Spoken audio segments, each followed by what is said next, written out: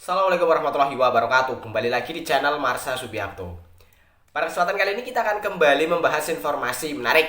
Kali ini kembali terkait dengan seleksi CPNS di tahun 2024 ini ya. Jadi hari ini kembali ada informasi atau berita menarik berkaitan dengan seleksi CPNS ini. Beritanya menyebutkan bahwa peserta seleksi kompetensi dasar yang lolos passing grade tetapi tidak masuk perankingan, mereka tetap bisa berpeluang untuk mengikuti seleksi kompetensi bidang gitu ya.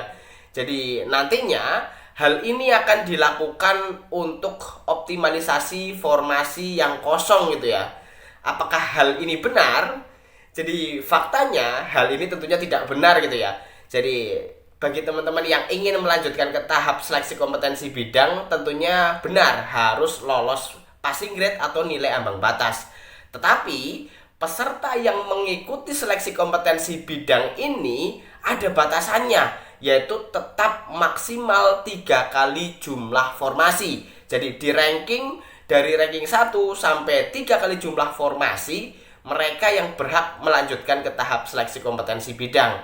Jadi bagi yang tidak masuk rankingan tentunya sudah tidak punya peluang lagi untuk bisa masuk ke tahap SKB tersebut ya. Dan terkait dengan optimalisasi formasi kosong nantinya dilakukan setelah integrasi nilai SKD dan SKB gitu ya. Jadi hal ini sudah diatur melalui keputusan Menteri Pan-RB nomor 320 tahun 2024 tentang pengadaan pegawai negeri sipil tahun anggaran 2024. Dan untuk lebih jelasnya terkait dengan hal ini, kali ini kita akan coba lihat beritanya ya. Langsung saja, bagi yang penasaran, simak terus. Oke, bismillahirrahmanirrahim, langsung saja kita mulai. Jadi inilah berita atau informasi berkaitan dengan peserta seleksi kompetensi dasar ya, yang kalah perankingan disebut bisa isi formasi kosong. Diberitakan oleh kompas.com, judulnya peserta kalah ranking disebut bisa isi formasi kosong CPNS 2024. Ini kata BKN. Kita coba bacakan ya. Lini masa media sosial rame memperbincangkan optimalisasi calon pegawai negeri sipil 2024. Topik tersebut salah satunya diunggah oleh akun media sosial TikTok @asnkem bintang Senin 25 November 2024. Narasi dalam unggahan menyebutkan terdapat ketentuan pengisian formasi jabatan kosong atau formasi yang tidak ada peserta seleksi kompetensi bidang.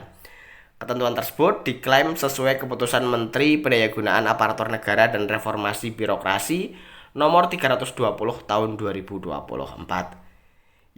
Berbahagialah bagi peserta yang lulus passing grade dengan peringkat terbaik.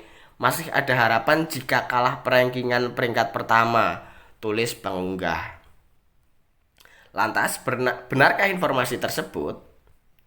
Penjelasan BKN soal optimalisasi CPNS 2024. PLT kepada Biro Humas Hukum dan Kerjasama Badan Kepegawaian Negara Vino Ditatama membantah kebijakan pengisian formasi jabatan kosong dalam seleksi CPNS 2024. Hingga saat ini belum ada informasi tentang kebijakan optimalisasi pengisian formasi yang kosong atau tidak terisi, ujarnya saat dihubungi kompas.com Selasa 26 November 2024. Namun demikian, Kemenpan RB nomor 320 tahun 2024 tentang mekanisme seleksi pengadaan PNS tahun anggaran 2024 merinci ketentuan pengisian kebutuhan yang belum terpenuhi. Diktum ke-35 menjelaskan, pengisian kebutuhan yang belum terpenuhi dilakukan dengan ketentuan 1. Jabatan kebutuhan umum belum terpenuhi. Bagi jabatan pada kebutuhan umum dapat diisi dari pelamar pada kebutuhan khusus yang memiliki jabatan, kualifikasi pendidikan, dan unit penempatan atau lokasi kebutuhan yang sama. Selain itu, pelamar yang mengisi jabatan kosong ini harus memenuhi nilai ambang batas seleksi kompetensi dasar, kebutuhan umum, dan berperingkat terbaik. Sebagaimana diketahui, seleksi CPNS terdiri dari 2 kebutuhan, yakni kebutuhan umum dan kebutuhan khusus. Kebutuhan khusus sendiri terdiri atas putra-putri lulusan terbaik atau kumlot, penyandang disabilitas, diaspora, putra-putri Papua, dan putra-putri Kalimantan. 2. Jabatan kebutuhan khusus belum terpenuhi. Jika jabatan kebutuhan khusus belum terpenuhi, dapat diisi dari pelamar pada kebutuhan khusus yang sama dengan jabatan dan kualifikasi pendidikan sama, tetapi dari unit penempatan atau lokasi kebutuhan berbeda. Tidak hanya itu, pelamar yang mengisi juga wajib memenuhi nilai ambang batas SKD kebutuhan khusus yang sama dan berperingkat terbaik. 3. Jika jabatan masih kosong. Jika masih kosong, sesuai diktum ke-36, dapat diisi dari pelamar pada kebutuhan umum dan kebutuhan khusus lainnya yang memiliki jabatan dan kualifikasi pendidikan sama dari unit penempatan atau lokasi kebutuhan berbeda. Pelamar yang diambil untuk mengisi formasi ini juga harus memenuhi nilai ambang batas SKD kebutuhan umum dan memiliki peringkat terbaik. Namun ketentuan ini dikecualikan pada kebutuhan khusus penyandang disabilitas dan putra-putri Papua.